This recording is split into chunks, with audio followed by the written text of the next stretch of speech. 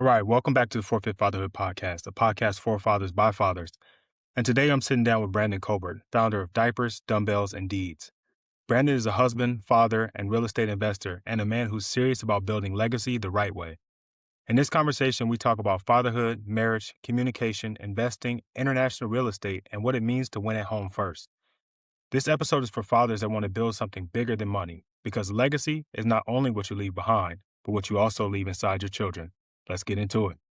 Don't move. Keep it locked. You already know. You're listening to the Fit Fatherhood Podcast. And we're having conversations with dope dads covering the 4 pillars of fatherhood. We call it the Fit Fatherhood Formula. Faith, family, finance, and fitness. That's right. These dads are setting the pace in business and fatherhood. This show isn't only about the outside success. We're getting down to who you are. Gentlemen, it's time to get fit. And now, let's get into the show.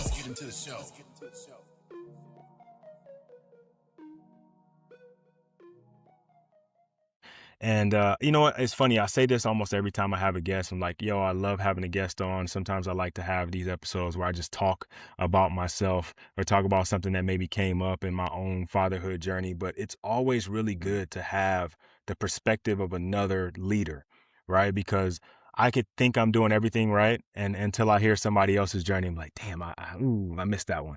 Right. So I'm excited to talk to Brandon Colbert today. Brandon, brother, tell us how you're doing. I'm doing pretty good, man. A lot of things has happened for me and my family within the last couple of months. My name is Brandon Colbert. I'm CEO of Diapers, Dumbbells, and Deeds. Here at Diapers, Dumbbells, and Deeds, we believe in empowering men to be devoted fathers and loving husbands through a foundation of presence, integrity, and just overall helping that aspect to enrich families to come for generations. Yeah, I love that mission, man, because obviously we all are trying to have some kind of legacy that we build, right? Exactly. We want to, I think most of us, I don't want to say all of us, most of us understand that, we can do a lot of amazing things during our time here, but Mhm. at the end of the day, it's what can we leave behind, or not necessarily what we leave behind, but what we leave with them, right? Right. Um, so what is it exactly that you're doing to help guys with that? So that would be through real estate investing. So I've been in real estate investor for going on 6 years now. So we started, of course, with the property. We bought our first investment property during COVID. A lot of people weren't looking to try to invest because of everything going on, but we took the chance and say, let's go ahead and try to see how it works out. And that jumpstart past few years, getting our real estate investing experience, and now we actually have four more properties that we have in Atlanta, and we just sold 2 condos that we had since 2022 in Costa Rica. Oh, So I'm wow. not only a domestically investor, I'm actually an international investor as well. Yeah. No, you big time. Not that. No, I wasn't gonna say you big time before, but you invested in other places. That's big, right? Because just being a real estate investor or just being somebody that's purchasing real estate is a big enough thing, right? Exactly. But then to take it past that and start to get, non-residential properties, like properties you aren't living in, you're getting them just strictly for investments. hmm And then to take that outside the country, that's real next level. So I definitely want to salute you on that. What kind of got you into it? Well, let me back up. All right. So obviously fathers, right? We're Yeah. fathers. Uh, give us your fatherhood, resume. How long you been a dad? What's boys, girls, what you got going on? Oh man, so I have a son, Royal. He is really the light of my heart. Is especially when as younger we thought about getting married, starting a family of our own, but to actually experience that is a whole nother level. To see somebody a human being that you made and is a direct reflection of who you are, that is very, very powerful, me, and I take that to heart. Um, as a kid, just being disciplined from my father, I didn't agree with it. And, based off of his teachings of how he was disciplined by my grandfather, I wanted to do something different. So it's, as far as discipline, I try to talk to my son first before any type of discipline is put in place. So I make sure that if he does something wrong, I talk to him. I make sure that he understands, this is not something that you do. I make sure that he understands and comprehends what I'm saying before we move forward to anything else. And based off of how he receives that, I say, okay, hey, we're not going to do this no more, right? We're going to move forward. This is something that you shouldn't do in the future, right? If you do this, you're going to get in trouble. And he understands that. Didn't necessarily get that from my father. It was basically, you do this, this is your punishment, and you're going to understand, you're supposed to do this more instead of talking to us. So that's the thing that I'm changing with my own son, and make sure that, first of all, communication is key. That goes for your marriage, that goes for being a father, that goes for being a husband. Communication is the biggest part of that family foundation. I 1000% agree, man. I was raised in a household where, I think most of us in our, I'm not aged myself. I'll be 43 in a couple of weeks. Okay. And, I was raised in a black household where the kids will speak when spoken to, seen and not heard. If your reply came too quickly to something that they said, it was considered talking back. If you breathed the wrong way after words were spoken, you might catch a shoe. You know what I mean? So Yep. I fully understand it. I take that same thing with my daughters, right? It's like I want them to have, I want them to feel like their voice matters because Right. it does. I want them to have some agency in kind of what's happening in their world. Doesn't mean that they're going to change it, right? Like I may say this is the way things are going to happen, and I allow them to have an opinion because I value their opinion. Now, at the end of the day, I'm still judge, jury, and executioner. So, yeah, Exactly. that's a really cool idea that you had, but nah, we still gonna do it the way I said it. But thank you Right, for right. sharing. I think that gives me some information on how I can approach it the next time. Mhm.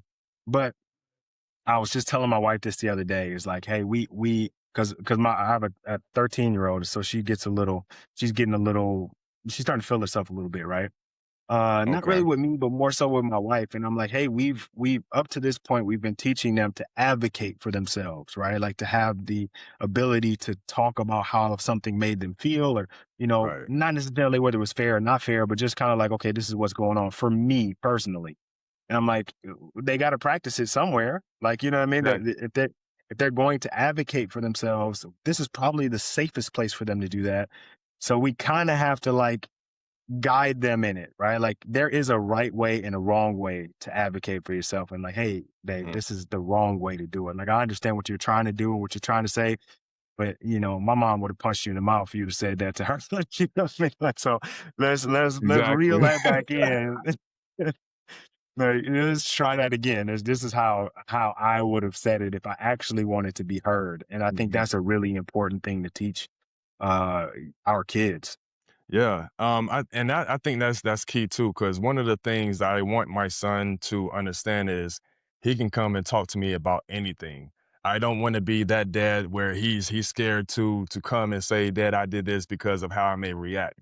So that's one of the key things I make sure, like, hey, no matter what you do, I'm always gonna be in your corner. You can talk to me about anything. And I make sure I instill that in him like right now at 4 years old.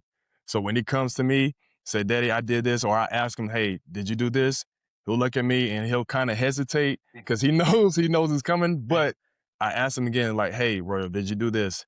Yes.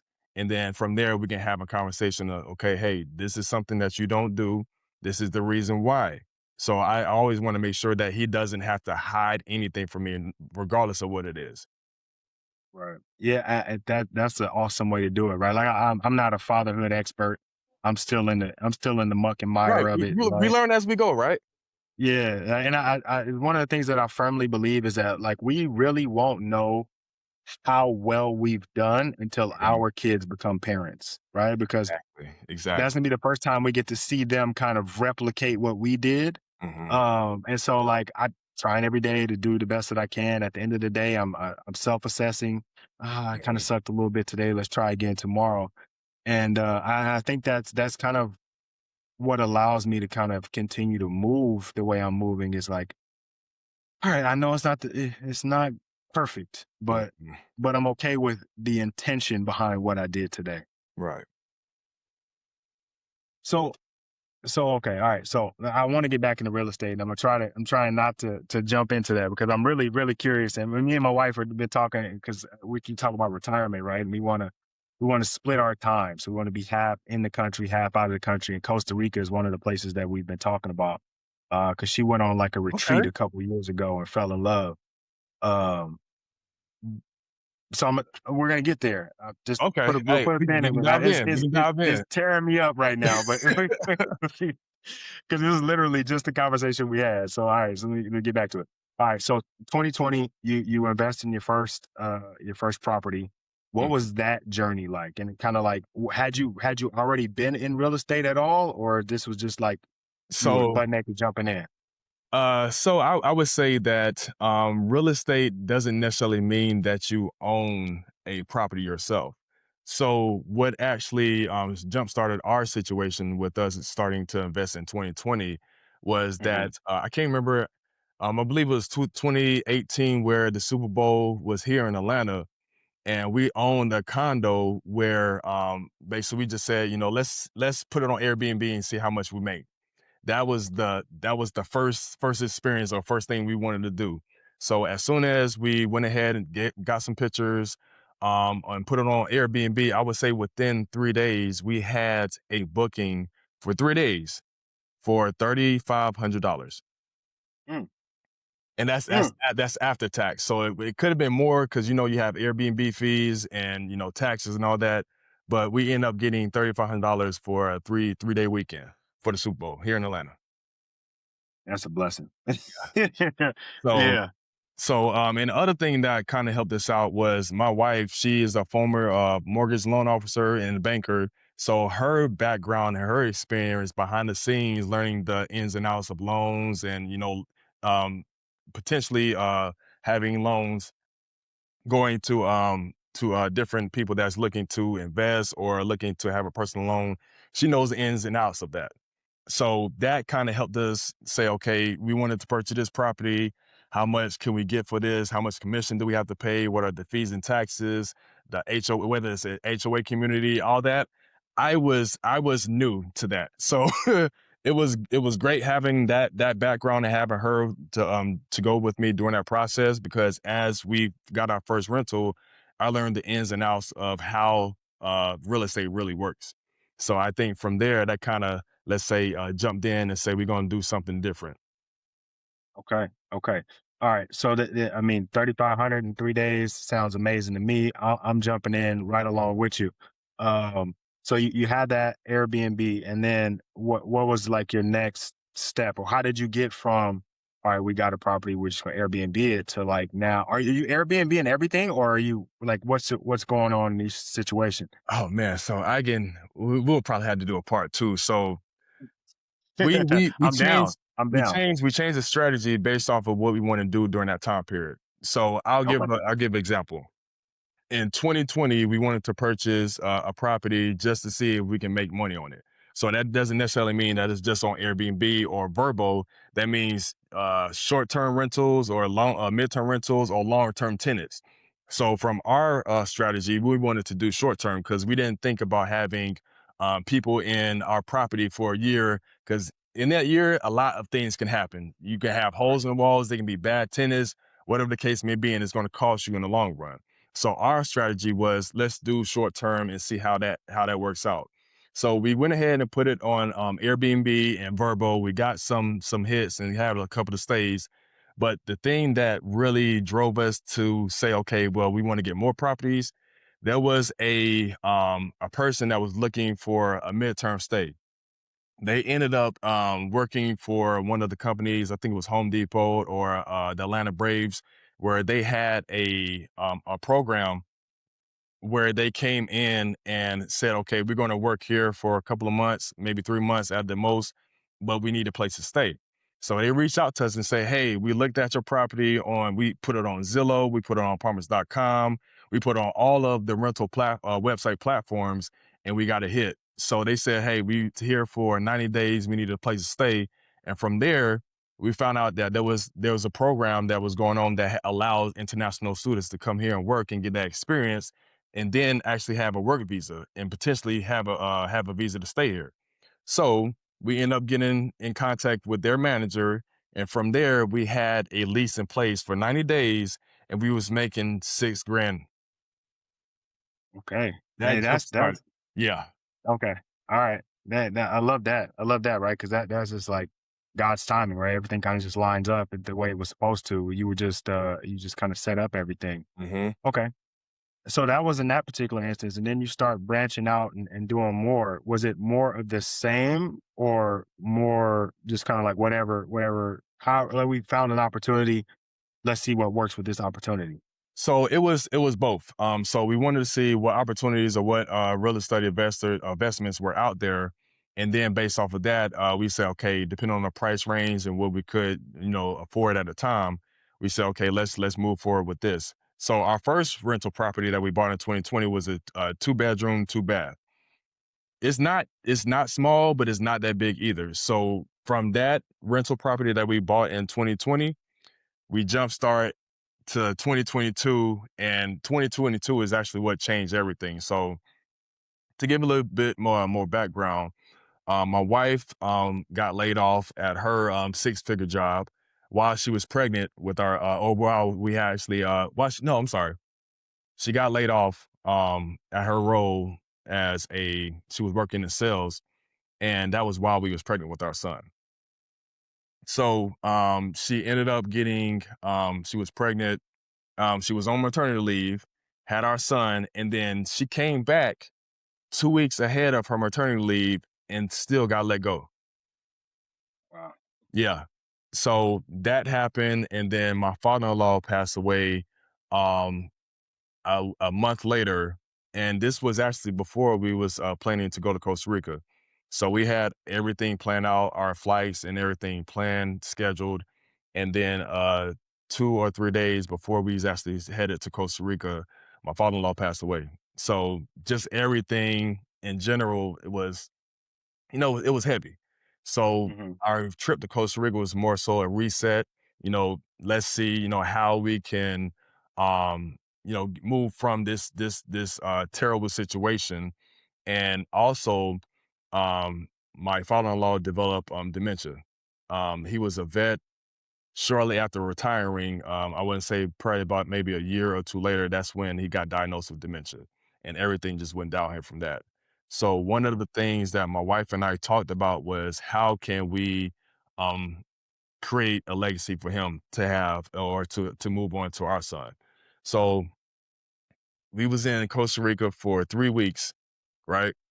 We went and saw 3 different properties, but we fell in love with one.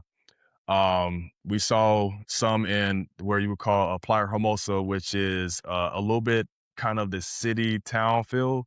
And then you have Playas del Coco, which is basically a city. And then you have Potero, which is an hour away, but that's sort of like a townish city as well. So we set our final to go place in Playas del Coco, where we actually purchased those 2 properties. And we reached out to just one agent who's like, okay, she said, I have the perfect location for you. We saw one property in Playas del Coco instead of seeing multiple. And that was the first property we went to, and we was on a contract within 3 weeks of leaving. Okay. So it was love at first sight, huh? Yeah. So I don't know how to explain it, but there is very I don't know. There is something about, being by water. And especially when you're going to Costa Rica, it's like once you get off the plane, once you get into the country, it's like this weight of on my shoulders just kind of just relax. I sometimes, especially in the United States, kind of have to be on edge because you have to be aware of your surroundings. You got to be aware of where things are.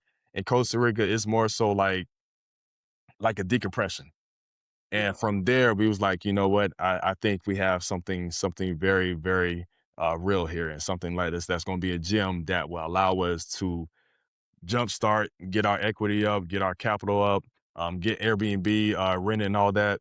And then from there, it was love. Like we traveled with our 6-month old son, and he was traveling back and forth to Costa Rica to the United States and here in Atlanta 6 times.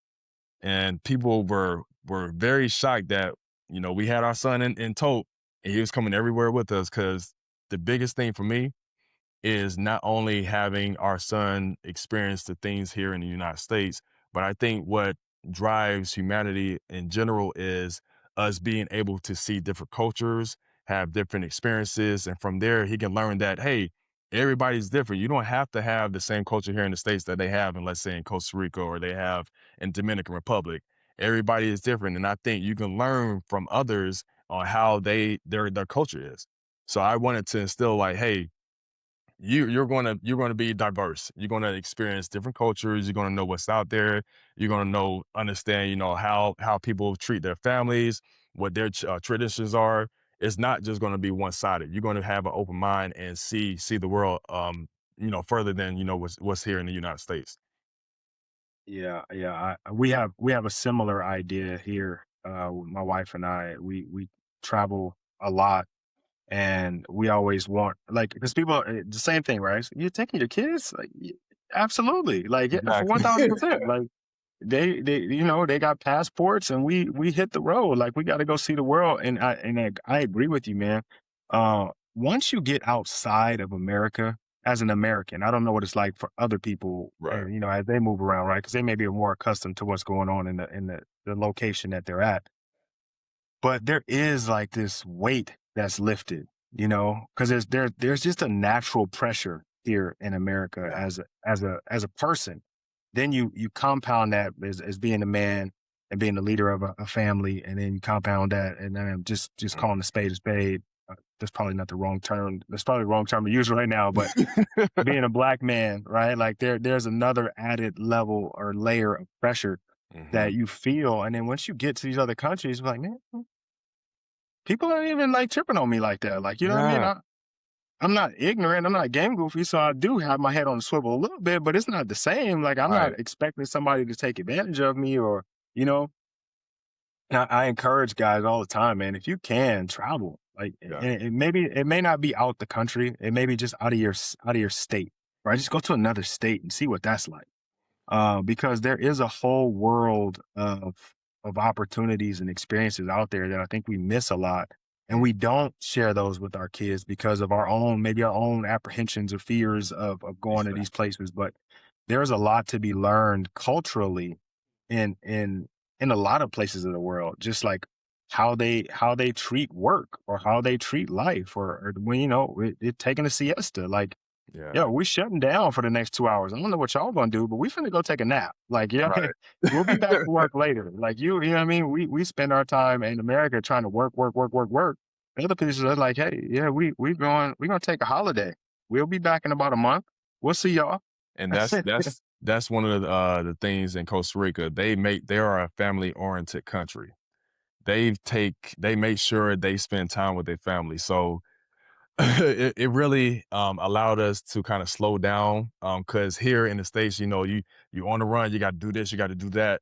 In Costa Rica, that one of the phrases they have is "pura vida." It's a simple life. Mhm. So when they say "pura vida," that means that, hey, I understand, I'm supposed to be over there to quote you on, a contract or, see about, renting or whatever the case may be. They say, okay, if they feel like this is going to take away from the family time, they say, hey, I can't make it. And they will tell you the reason why. They don't sugarcoat anything. It was like, no, I'm here. with my family, so I'll have to, meet up with you later. And that Yeah. kinda allowed us to say, "Okay, hey, we can't have that same mentality that we have in the States and try to put that or take this over to Costa Rica." Everything is a little bit different here. It's slow paced. They value time with family. They don't stress. Costa Rica is I guess you can say the is by the equator. So the average life over in Costa Rica is, I wanna say it may have gone down, but it was at one point, 89 years old. Wow. That was the average life. Wow. That's in Oh. that. Wow. Yeah. So that lets you know that, hey, we may want to pick up a few things that we can learn from other Yeah. countries because here in the States it's a little bit different. Right. Obesity and cancer. We have all type of diseases over here. So that also jumped us start to in 2016 we got off of beef, chicken, and pork. So that also allow myself, of course, being a former D1 athlete, me and trying to compound and be, this muscular big person, it's the norm. But that's not going to do anything for my body in the long run. So I had to really come to terms with, hey, this is not just something that you want to keep on your joints for the rest of your life, but also in Black families we have high blood pressure, we have all type of other diseases. So if I can go ahead and change my diet now to make sure that I live a fulfilling life to be there with my son, then that's what I'm going to do. Yeah, that's what it's all about, man. Is trying to make sure that we do everything in our power to be as present and Hmm. available to them for as long as possible, right? I say all the time, like, the health part of it for me is, yes, I like working out, and yes, strength conditioning coach and all that stuff, right? Like, those are all cool aspects of it. But at the end of the day, I like working out and staying healthy because I really enjoy being a father. And I know if I do those two things, I get to be a father for longer, and I get to be a better quality father for longer. So, Right. like, I lean into it because I haven't yet given up meat. I don't know if I am. I just don't want to. I said yet just because there's a possibility, right? But I like me a good, I like a little flesh every now and then. And so it would be Yeah. tough for me to give that up, but I do understand, right? And I can relate. My wife's a vegetarian, so she don't, me and my daughters eat all the animals in the house, and she but but I fully understand, like, that urge to do what you need to do to make sure that you're present in the way that you want to be present. Hmm. We talked a little bit about the deeds part of it. Now there's more that I want to get into, but let's get back into, okay, diapers, dumbbells, and deeds. What made you start that in particular? So okay, dumbbells has always been a part of my life. I've been working out, athlete since I was 14 years old. So that's always been a part of me. But I always wanted to incorporate that not only with just myself in general, but my family. So right now, my son is doing push-ups right now, as a 4-year-old.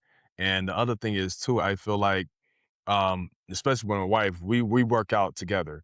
There may be days where I go to the gym myself and she's here on elliptical or doing her Les Mills body pump. But we also have that time set apart where we actually working out together because I feel like this is, what's the term? Cliche that you work out together, you prosperous together. But I think that is so key because we could definitely feed off each other, and it, Mhm. it feels good to look at my sexy wife, and she's working out and we working out, and we want to keep that that thing going. For diapers, it was more so becoming a father, which is, I would say, the greatest accomplishment of my life. I knew that I wanted to be a father. I didn't know how that was going to pan out. I didn't know that I was going to have these, multiple real estate investments, and also being a father, and also being a stay-at-home dad now. That is probably one of the greatest moments of my life because there are a lot of men that have children, of course, but we're not able to see those milestones that the kids have. Mhm. I saw every milestone my son has had. So that means from, him walking, his saying his first word, just playing in general, throwing, all that. I witnessed everything. So one of the things that I was thinking about, how is it that we need to see more of this? I feel like we don't have enough representation of dads that are out there that are really striving at this. Being devoted fathers, are really being devoted, loving husbands. There that marriage component is real out here, and I feel like there is not enough light being shed on that. Mhm. Okay. All right. Yeah, I agree with you. I agree with you. It's kind of similarly to why I started Forfeit Fatherhood. It was like, when I became a father, I was trying to find I was just trying to figure out how I can be the best dad I could be. Right. Hmm. And a lot of the books at that time, and there's maybe some I didn't, obviously there's tons of books, right? So I couldn't have possibly seen them all, but a good majority of the fatherhood books were like, what to expect when expecting, or it was more about mom, right? And Mhm. just how you navigate mom and baby, but not like how you become a better version of yourself. And obviously there's personal development stuff that was out there, but that's not the same. Yeah, you get some Right. leadership tactics from Tony Robbins and things like that, but it didn't have the same thing, right? And so I started talking to guys who are actually fathers, and I started sourcing fatherhood content from kind of all over the place and like shining a light on what I felt was, like you mentioned, being a father was the greatest thing that ever happened to me, Right. right? It's the best title that I'm ever going to hold, no matter what I do, no matter who I become. Being these two little girls' dad is the best thing that's ever going to happen to me, and I think every father should feel that way. So here I am out here in the world sharing that and putting that out there and trying to push that narrative because it's amazing, when you look at adults now, because the honest part of it is we're raising adults. So if we look at adults now and we look at the majority of the problems with adults, they typically stem back to childhood, Right. right? And I'm not just talking about like, we quote unquote daddy issues, but like how they were raised, how they were socialized, how they experienced the world from both genders, from mom and dad. A lot of the adult problems come from that. And so if we talk about changing the world, we got to change adult problems. We got to change adult problems. We got to change kid problems, and kid problems are parent problems. So like Yep. starting there and like hopefully creating a ripple effect, right? Just throwing that pebble out there. Like, this is how we're a good dad. This is some stuff that dad should do. Like, it's kind of how I got into this. And like I said, I feel like my kids are my individual purpose, but outside of them, the more light I can shed on fatherhood, the better the world is going to be for them. I agree. I agree. I agree. Can't agree with you more. That's the thing, right? We want to be that great dad and that great father, and also put it out there like, hey, I know I'm not the only one. I know there's awesome other dads out there, trying to get everybody in the same room and build that community to actually, not only, share experiences, but keep each other accountable. Because, Yeah. being a dad is tough. Is tough. And I think that, the more that people or other men out there see that, we're not perfect. There's going to be some things that you don't like doing or you've done in the past that you want to change, but that's what that community is for. I'm not the only one that's dealing with this problem. There's other dads or other men that's dealing with the same thing. And if I can say that, I've done this to help, combat my situation that happened before, then that can actually, be sent to other men or other dads to say, let me try that and see if it works. And then from there, it's up. Yeah. Yeah. Yeah. And all honesty, like in all of the things that we do, and this is something that I'm taking from you and I want you to kind of expand on, is that we got to win at home first, Hmm. right? I think a lot of us are outward focused. We got to get out there and make money. We got to protect our family from the world. And those are like all external things. But even in what I just said, in terms of like, yeah, I'm gonna be the best dad in my home and I'm gonna be the best man I can be in my home. But like ultimately my kids have to go out into the world. So if I don't win at home first, Hmm. man, we're fighting a losing battle. Yeah. Yeah. So And that's so when that's you say I was like, when you say win at home first, like can you kind of lay that out for us? What do you mean by it? I just kind of gave my interpretation, but what does that mean for you? Yeah, so I'll give you an example. So my son, right?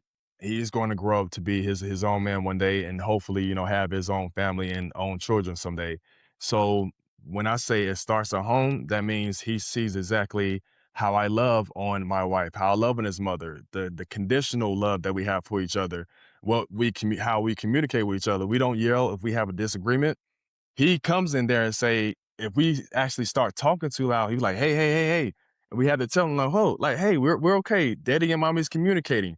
But just to have him do that and know that, this is how you communicate. We don't raise our voice, we don't curse at each other. We may have disagreements, but we always have a cool head and we always communicate to the point where we get our beliefs or how we feel across, but also be receptive to what our significant other is telling us. So he sees the dialogue that we have in our home. He sees the affection that I give my wife and I also give him. There is nothing wrong with being affectionate with my son. One of the things I feel like as men, and this is something that may have been back in the day with how my father grew up. He had to be tough during that time. He couldn't really show his emotions like that. So for me, I don't have to necessarily be that same way. I can show my emotions and show my son that affection is this is how men handle themselves. Vulnerability is not a weakness. Vulnerability is not a weakness. I feel like as men, vulnerability is probably one of the greatest strengths you can have, because if you can be open and be direct with how you're feeling, you don't have to keep that in. And I feel as men, sometimes we keep that in, and then that kind of trickles out to certain things where we have an outburst, or we actually or we say things that are not meant in that situation because we keep everything bottled in. If I feel like if men, and just men just in general, if we are comfortable and vulnerable enough to express how we truly feel, regardless of whether we feeling sad, mad at the time, whatever the case may be, but just to say that and acknowledge that, I think that's powerful, especially for men.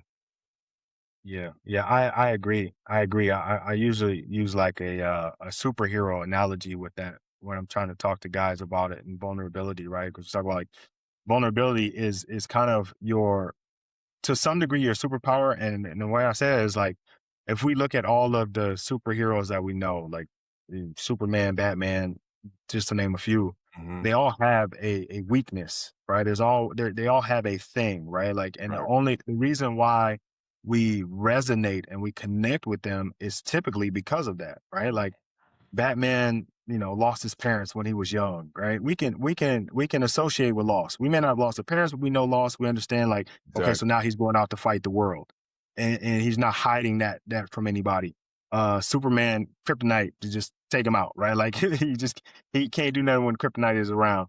Right. But that endears you to them, right? Because a superhero with no weakness is like, yo, I can't be anything like that. Like I don't know how to associate with that. Right. It's like Right. like basketball, for example. Like people connected with Steph Curry so well because he's not the biggest guy, he's not the fastest guy, he ain't jumping out the gym.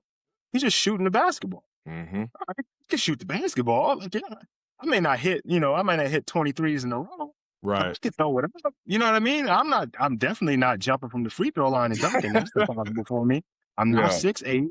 You know what I mean? I'm not as fast as or physically gifted as LeBron, so I can't connect with that. But Steph Curry, he's like a regular dude, right? You Yeah. put him in some regular street clothes, like he can just walk around with the rest of us. Yeah. So we connect with that, and I think that same thing happens inside of our family, and we shy away from it because society tells us that vulnerability is weakness. Hmm. But in our house, it endears our family to us. Like, oh man, dad's a real person.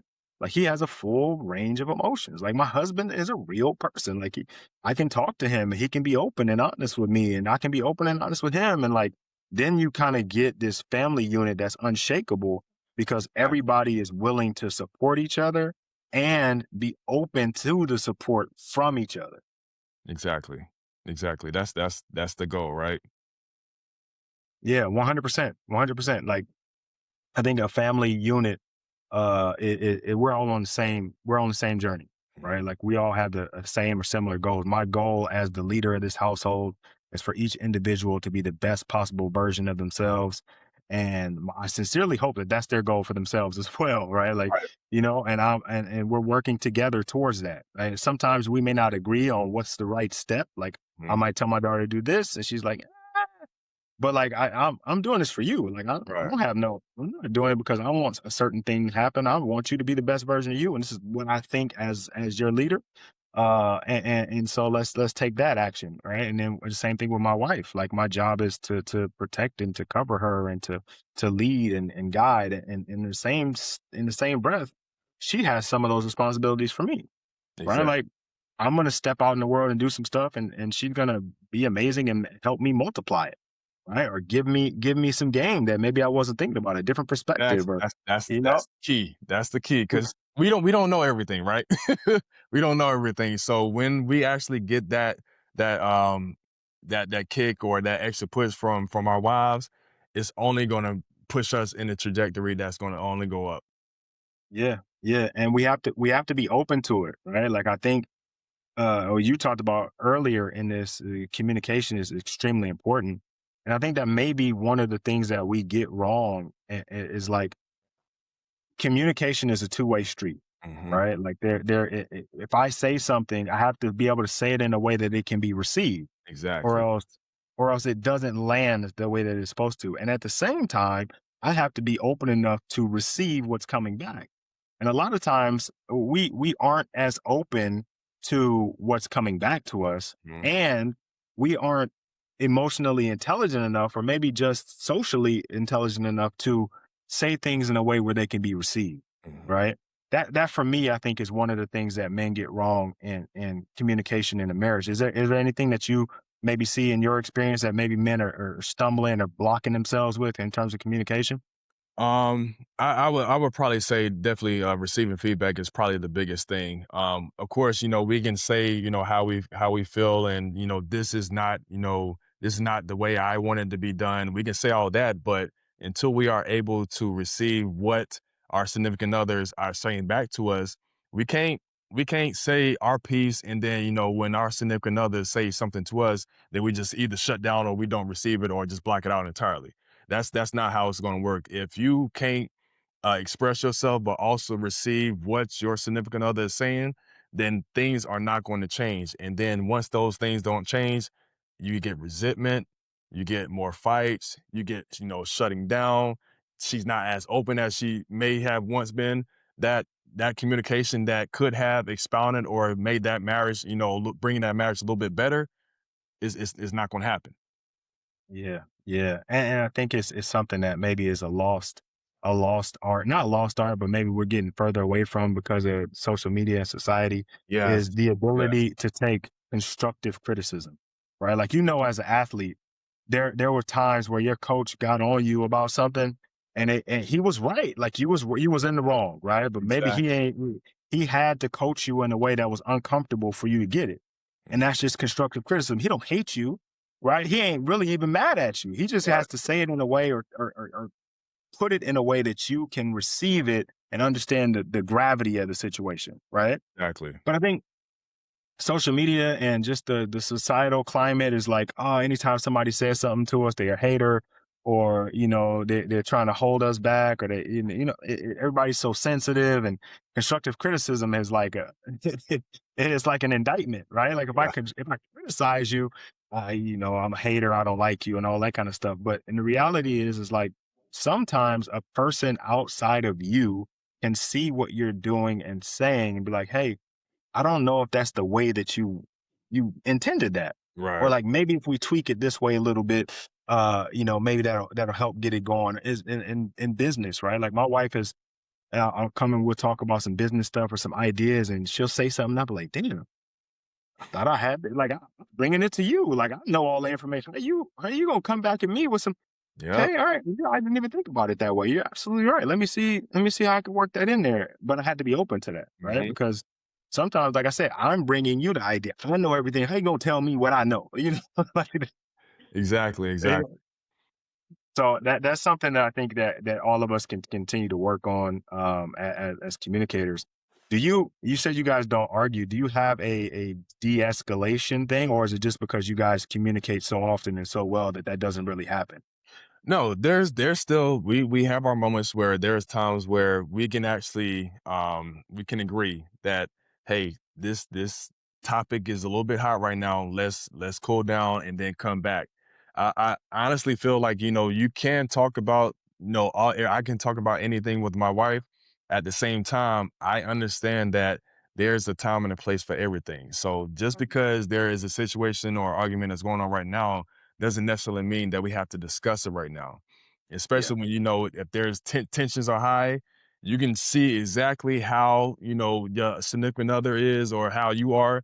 That may not be necessarily the right time to talk about it right now. Kind of let it cool down and then come back to it where everybody can talk with a level head. There won't be anything that's missed and in communication. You can hear exactly what that person is trying to say to you or try to tell you, and then you will be able to receive it because you actually are kind of cooled down from the original time that the conversation or argument happened.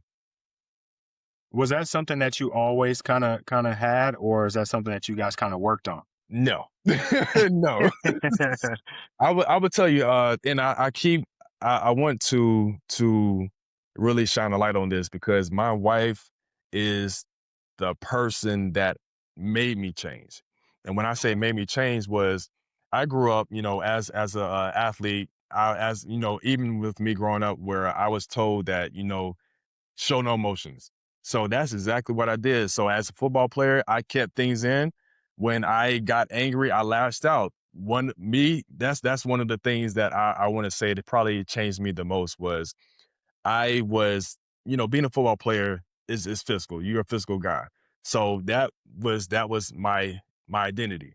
I was physical with people. So when I finally settled down and I knew that she was the one, she challenged me to communicate. So there was things where I did in previous relationships where like, nah, I'm not talking about that. I'll shut it down and I'll go on. I'll walk off. There won't be no discussion. And that's how I was. But my wife, my wife made me change where she's like, no, I'm not doing that. We need to talk about it. We don't have to talk about it right now, but we will talk about it. So having her to constantly reiterate that and say, hey, we still need to talk about this. She held my feet to the fire. And I think from that where she made me feel that it was okay to be vulnerable. So when I say vulnerable, she gave me the space to tell her exactly how I was feeling. It didn't feel good because I felt like when I say, that hurt my feelings or, it kind of that ego is what kind of drives that communication not being, up there. So if you have that ego where you're like, nah, man, that's soft. I'm not saying that. I think that's the downfall. But if you have that space where your significant other gives you the space to be vulnerable, allows you to express how you are truly feeling, and from there, there's no judgment. My wife did not judge me when I said, what was on my mind or what hurt me, and I think from there, seeing that and how she react to that shifted in me. Because typically, when in my previous relationships, anytime that I expressed, this pissed me off or I was mad about this, it was like, but why you doing this? Or, why you was upset about that? And then from there, that it shuts down. But my wife gave me that space. And then I think from there was when there was multiple times where she was like, hey, we need to talk about this. Like, all right, we'll talk about it later then. And every time we had a conversation about it. So I think that kind of opened the door for me to be where I am right now, where I understand exactly how communication can not only make you a better father, but also bring that marriage in that may be missing that component because of lack of communication. Yeah, man. Yeah. I think the tough part for us as men with this vulnerability thing is trusting someone with information that could hurt us, right? Like Exactly. with like I'm giving you my softest parts and I'm typically putting on some armor to protect myself from, you know what I mean? But now I'm gonna take this off and this is where Yep. you can hurt me. Here it is. And a lot of times we've been burned in previous relationships when we did that. We, like you mentioned, even as athletes, right? We're told at a very young age, right? If you start playing ball like Pop Warner or little leagues, whatever, you're like 7, 8 years old. People are telling you you're just learning how to be a human at this point, and they're like, "Hey, no emotions," Right. right? Like Yeah. you meet aggression with aggression. Mhm. You know what I mean? Like everything is, as you said, hard charging. Like it's all this, right? There's never Right. any retreating. There's no turning back. Once you start something, you finish something. Like you get all these things, and none of those are great for relationships. None of those are great Exactly. for communication. But that's the identity we've had for so long, Hmm. right? Like we are receptive to situational, and I use sports analogies, right? In a situation, we are able to adjust as a ball player, right? We're playing Right. football. Like I understand my responsibilities in my position. I understand the guy next to me. I don't need to know all the details, right? But like if he tells me, we got a different coverage now coming, okay, I can adjust. I'm gonna move within that. I'm not gonna Right. turn around and argue with him. right? Right. Like, nah, man, what you talking about? I'm listening on this plate. Like, I'm not finna drop in the coverage. Like, Right. we're not gonna do that in that situation. But then we'll get into a relationship and we'll go, she'll be like, hey, this is what I noticed. But what you talking about? Like, how did, you know what I mean? Like, we're completely flip. And what I'm saying is we have the skill set, Yeah. right? But it's maybe the mindset that's holding us back, right? Because we have the ability, we playing hoop, just 3-on-3. We ain't even talking about like we playing real game. 3-on-3, I dish you the ball and then I cut. Right. Like you understand, right? I'm not arguing with you. If you open, take the shot. You know, I'm not gonna be like, you know what I'm saying? Like you understand, but we understand that we Right. have that in us. We just don't use it in the right scenarios, right? We get into a relationship and we feel like there's these dynamics in a relationship that we're supposed to uphold, and I'm the head and not the tail. And if she's saying something to me, then well, as the leader, she can't be telling me what to do because I never told my coach what to do. You know what I'm saying? Like Right. we form this hierarchy of how conversation is supposed to work, and typically that ain't it. You Yeah. know, in the real world, in most situations, that's not how it works. And I think that is key too, and especially as a father. You want to make sure that you know, you arm your children where you tell them exactly when the time is, you know, to be, you know, aggressive or what that case may be, but also being able to dial back in and like, hey, this is not the appropriate time to do that.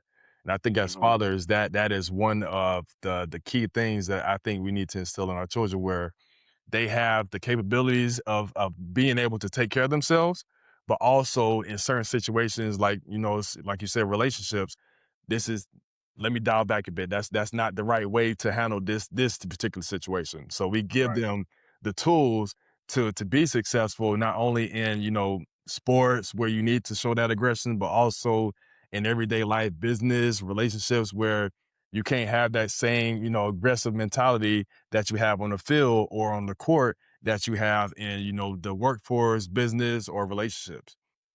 Right. Yeah. Yeah, that's one of the things that I loved about like martial arts and that kind of like that field of things. Maybe not MMA because it's kind of gotten into something different, but like old Yeah. school martial arts, right? Where it was like you were physically capable of fighting if fighting needed to happen, but Mhm. what they taught you was de-escalation, Exactly. right? Like using your hands was the last thing you wanted to do, Last resort. right? And that's kind of opposite of football, right? Because I played football and I did karate when I was little, and I stopped doing karate and just play football. But football is like, hey man, when the whistle blows and we step in between these lines, Oh, I'm trying to kill you. yeah. And matter of fact, not only am I trying to kill you, but every opportunity I get to embarrass you and make you feel bad about yourself, I am. Take And it. I had to learn like outside of the lines and outside of the Mhm. game, we can be normal. Like I don't Yeah. hate you. There's plenty of times where, like, you know, you play youth ball or you play high school, right? When you get to high school, you start playing your friends at other schools, and man, we be hanging out on the weekend, but Yeah. Friday night, bro, I'm trying to rip your helmet Yeah. off, Yeah. and then I'm gonna talk about you on Saturday, like you know, like, and that was the thing. But we have to understand that, like, as we get out of that, it's probably more of the other side, right? It's Mhm. probably more Saturdays than it is Friday nights. Right. Right. It's more of the interactions and the intangibles of the relationship than it is is me versus you. Right. In a relationship, an argument is never you versus her. Right. Because Right. you guys are a team at the end of the day. Right. And like you know, Ye and Jay, no one wins when the family feuds. Right. It's like we all end up losing. So Yeah. if your We've goal is seen to that. win your goal is to win an argument, you just lost, brother. Right. But yeah, okay, all right. So we talked about that. I want to get back to Costa Rica just for Okay. my own selfish personal reasons, right? Um, but I'm gonna tie it in. Right? I'm not gonna be completely selfish.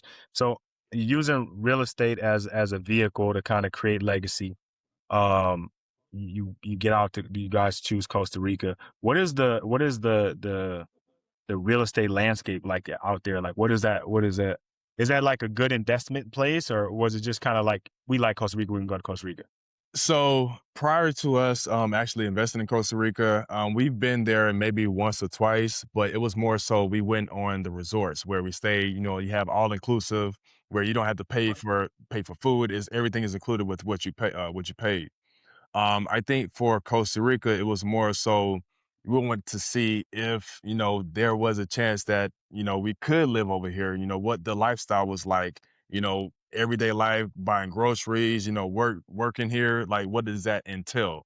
So I think we went in with the open mindset, like, could this potentially be somewhere that we can live? If so, then, how would we get around? What are the, day-to-day activities that we would need to do? How will we be able to feed ourselves over there essentially? Because I had a W-2 job where I was actually able to work remote. So us going back and forth to Costa Rica was fine. I was working over there and I was working here in the States. But typically that's not going to be the same, situation for somebody that, does want to stay over there. So we go in an open mindset, like, could we make this, our second home essentially? Okay. Okay. And Costa Rica was a place that you guys figured like that we could try to make it happen here if we needed to. Exactly. So we've been to other countries. We've been to Thailand. We've been to Japan. We've been to Dominican Republic. But we essentially settled on Costa Rica because of that family oriented lifestyle that they have in the country. So one of the things that kind of is funny now, but I didn't think at the time was, of course, you have your son, and you don't really allow anybody to get real close to, or even allow them to hold them or touch them in a case like that. So I had to get used to Costa Rica being that family-oriented country where randomly we went to when we went to Costa Rica before we bought our properties, we was at a restaurant where the waiters were very nice. They spoke English. They said, our son was so beautiful. And then they actually went in to touch them. So my antennas went off like, hold on, what's going on?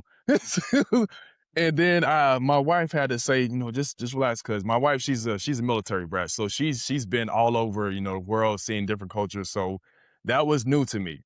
So I was Mhm. on edge, and she was on edge a little bit because that is our first son. Who like, hold on now, we don't want to go to jail, go to jail in a foreign country, but if it comes to that, and especially with our son, I'll take that.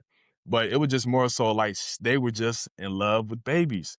They love children. So we had to get in our mindset like, okay, hey, this is it's a little bit different over here.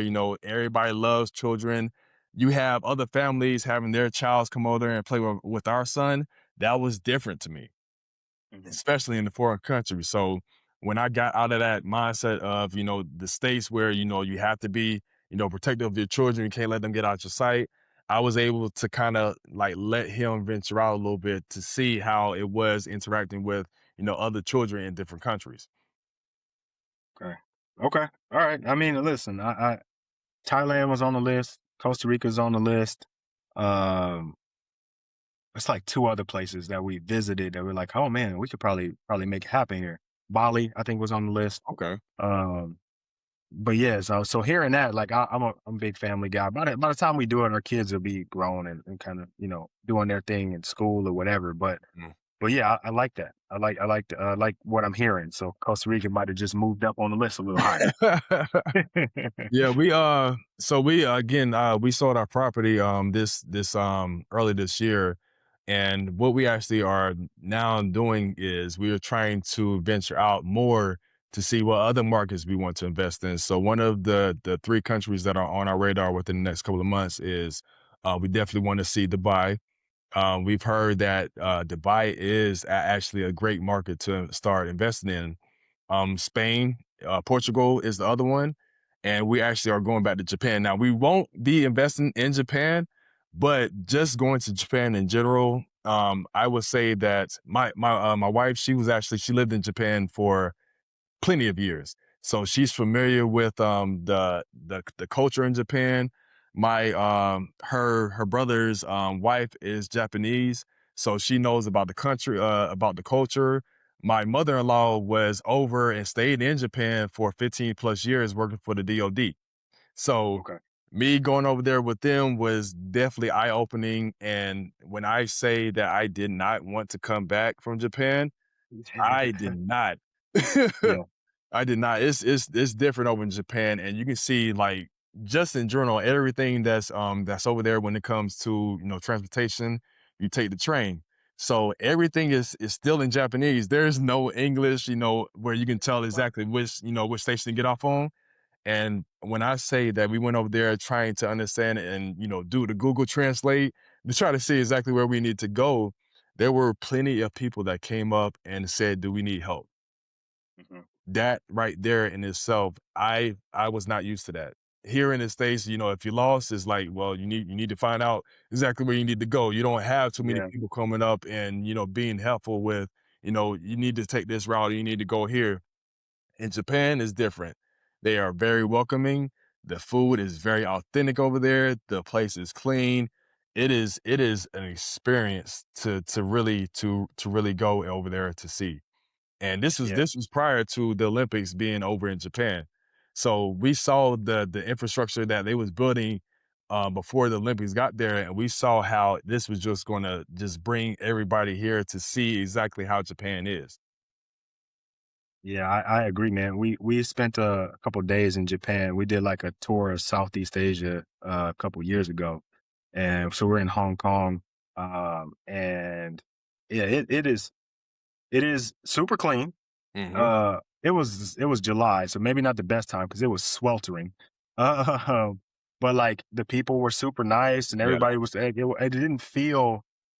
I don't know. It just felt. It didn't. I mean, I won't say it felt like home, but it just felt like everybody was welcoming. yeah, yeah. People treated us nice. It was a good experience. So why not invest there? Is there a reason? So I'm not typically sure about the ins and outs of that, but in Japan, you won't. I don't think they allow investments to be outside of people that are not, Japanese or residents of Got you. Japan. Yeah, Got you. Okay. Okay. All right. So there's some bureaucracy or yeah, something going on there. yeah. Yeah. Yeah. Okay. Okay. All right. All right. Well, I mean, I think the other two places, Spain. I've been to Madrid. Uh, Spain's a great place. I think. I mean, I felt like, right. I've heard some different things in different pockets and different places that maybe aren't as receptive to travelers and foreigners, but Hmm. I had a good time. All right, let's get back to the pod. Because I know we're getting close on time. So I had a couple questions that I want to kind of just fire at you, and maybe these are one answer, or sorry, one word answers, or maybe you expound on them a little bit. Okay. Um, but just kind of leaning into your experience as a father, what is the best habit that you've built as a dad? Hmm. The best habit. Well, I can say that I'm still building right now is Yeah. patience. Um, there's going to be a lot of things, and of course, you have kids. They're doing kid things. They're Hmm. exploring. They're becoming their own person. So you have the attitudes. You have the talking back. That's just a part of kids growing up. So as a father, I need to be, more patient. Like I was a kid once. I probably did the exact same thing, if not worse, with my parents. But I need to Hmm. have, give my son a little bit more grace because he's doing what kids should be doing right now. Getting Right. to things, being having this little strong man mentality or personality where he's saying, no, or I don't want to do this, I don't want to do that, and just really just having the patience to say, okay, he's becoming, his own person. The hormones are growing and developing. So just Hmm. taking that to consideration that, what he's doing is he's supposed to be doing it right now. You don't need to like really lash out or really fuss at him like that because of him, jumping on the bed or, doing things that could potentially hurt him. He's going to have to get his bumps and bruises in life just like anybody else. So it's just a matter of being there, if that comes, to fruition, but also having that understanding like, hey, this is something that he's going to be growing out of soon, but just right now he's going to go through that process. Yeah. Yeah. Yeah. Yeah, it's all a process, man. Like first time as a parent, like you're learning how to be a parent while they're learning how to be a person. Like Exactly. it's all happening at the same time. And so, you got to give him grace and you got to give yourself grace. Hmm. As you both are learning, right? Um, what's maybe one, and I think we kind of touched on this a little earlier. What's one belief you had to unlearn from how you were raised? Like now as a father, maybe something that you know that you want to change, or something that you decided you didn't want to repeat the cycle, I guess. Um, oof, this may hit home with some people, but I think for me, the biggest thing was having those family secrets. Um, I don't want how do I want to touch this? There are certain things where family or adults or parents feel like their children don't need to be, privy to. I get Mm. that. At the same time, if it's going to be something that they're going to potentially be dealing with as an adult, I feel like there are a certain time and place or even an age where I think it is reasonable to have that conversation with your son or with your daughter that, hey, this is what happened. This is what we're trying to combat and the reason behind that. One of the things that I hate hearing about Black families is that there were family secrets that ultimately hurt the family or hurt family members because of it being kept under wraps for so long. And then when it finally came to, the surface, it just spread it like a disease. And then Mm. eventually it separated the family. So I feel Mhm. like there is a time and place for that conversation to happen. And I get it that you want to kind of shield your children for certain conversations or certain things. At the same time, you can't really protect them if you can't, basically um, give them the tools to make their own decisions because of what the family or what the family situation was. Right. Yeah. Yeah. It's one of those, like, you can protect them, but you also got to prepare them. Exactly. Right. Exactly. Because it's eventually everything comes to light at some point, Hmm. right? And it typically is not going to come to light the way you want it to, right? So the idea is that, time sensitive and appropriately at the appropriate age and time, right? You definitely want to open up and be like, hey, this is what's going on. This is what's happened in our family. This is just so you know, right? As you get older, these things may happen. And this is why we don't talk to Uncle Ricky no more. You know what I mean? Like, Exactly. why we don't come to the family reunion, like that kind of stuff, right? And I think we are culturally very guarded and protected in that sense. Is like, yo, if you don't know about it, then it can't hurt you, Right. right? And we feel that, but that's not really true, right? Like we feel like we're protecting you from something by not telling you, but eventually it seeps out, and when it comes out, it's gonna be worse, right? Exactly, and it may not necessarily come from the person that knew about it. So you gotta think about that situation too. If you're trying to shield your child from a certain situation, and then they find out from somebody else or from another source, that's only going to hurt the situation even worse. Right. Yeah, 100%, 100%. Yeah, I hadn't thought about, like, I'm trying to be honest with my kids and share things like time sensitively as I can and try Mhm. to get them involved. But I didn't. There are some things that, and then maybe not secrets, right? But it's just like I don't know when I'm going to broach that conversation. Right, When I'm gonna bring it up. And I definitely don't want it to be a situation where it stays so long in my like Rolodex of things to tell them that I never get to tell them. right. So I'm glad you said that, because there's a couple of things that are like, okay, well, we're getting a little older. Maybe it's something that, I don't know, we can take a car ride and we talk this through. Yep. But I think there's a lot of those things that just get lost, right? It's like, oh, I'm gonna protect you from us. I'm not gonna tell you. And then a bunch of life happens. Yeah, and And then it doesn't come up. So yeah, there's certain situations where you're not going to be able to have that conversation based off of like it may not be the right time to do that. And then of course, like you said, life like goes on, other different things happen. And so it's like, it falls back to the line. yeah, yeah. All right, man. We talked about a lot of different things in this podcast.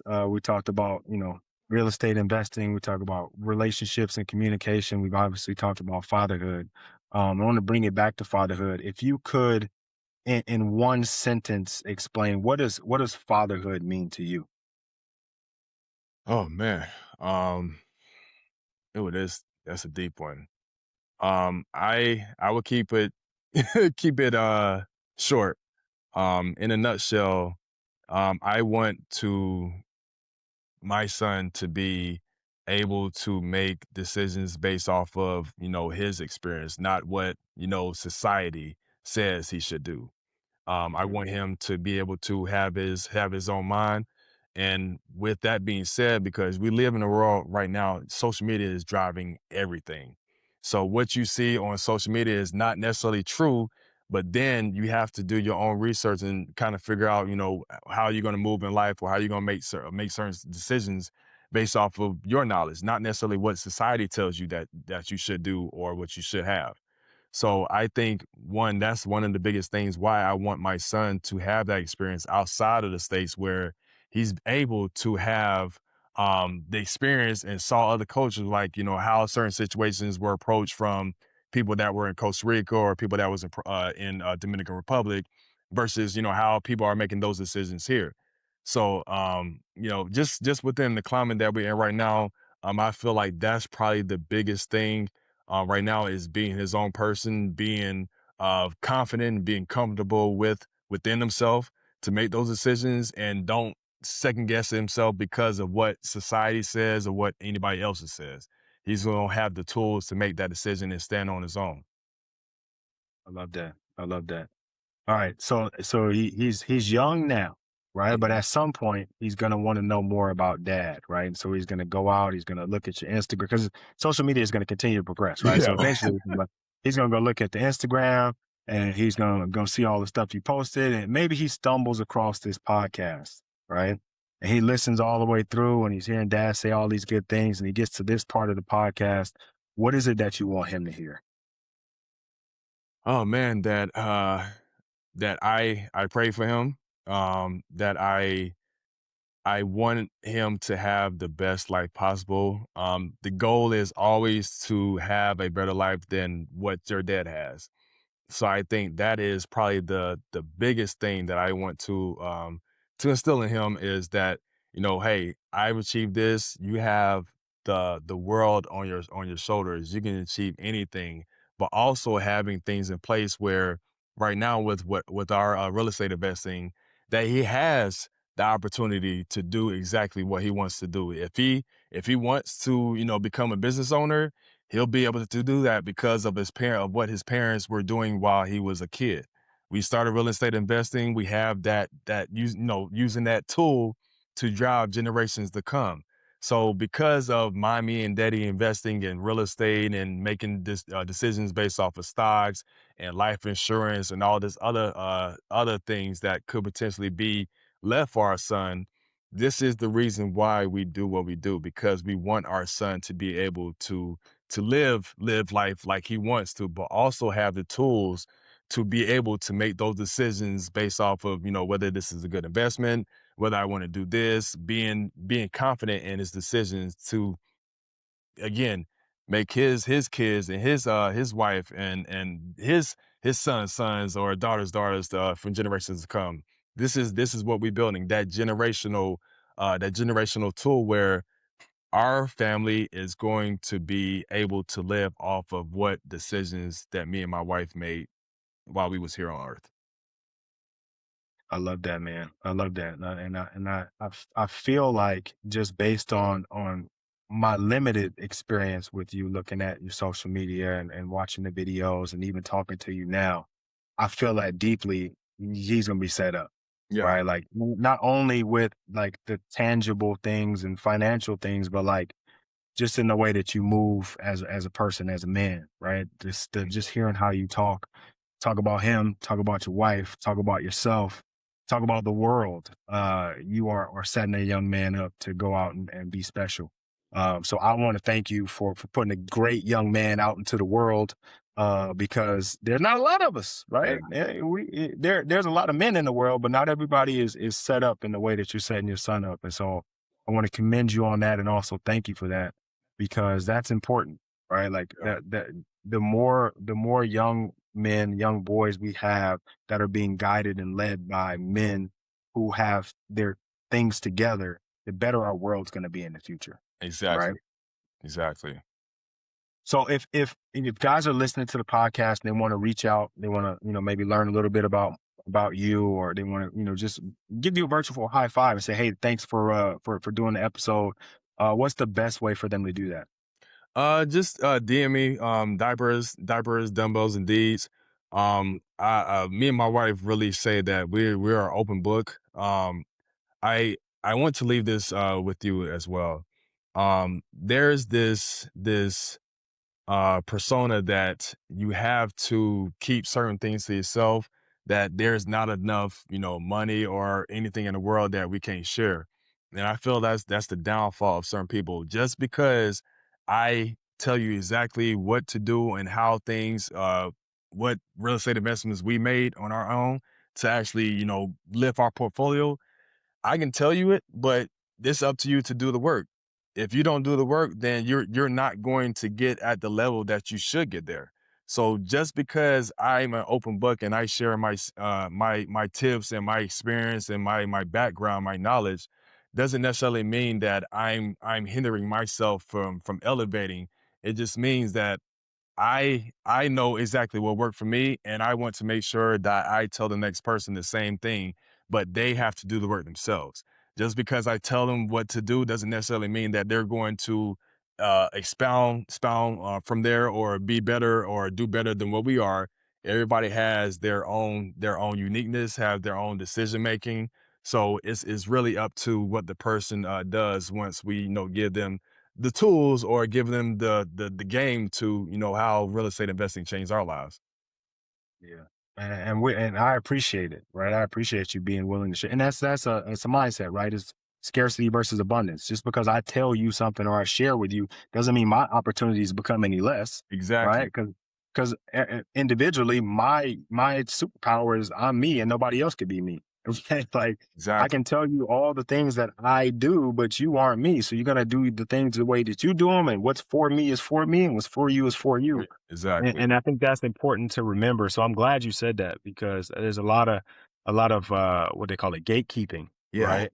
Yeah. Of like, I got it right, and so I'm gonna keep it to myself so nobody else can, take that from me. But they can't, man. You're you, and that's your superpower.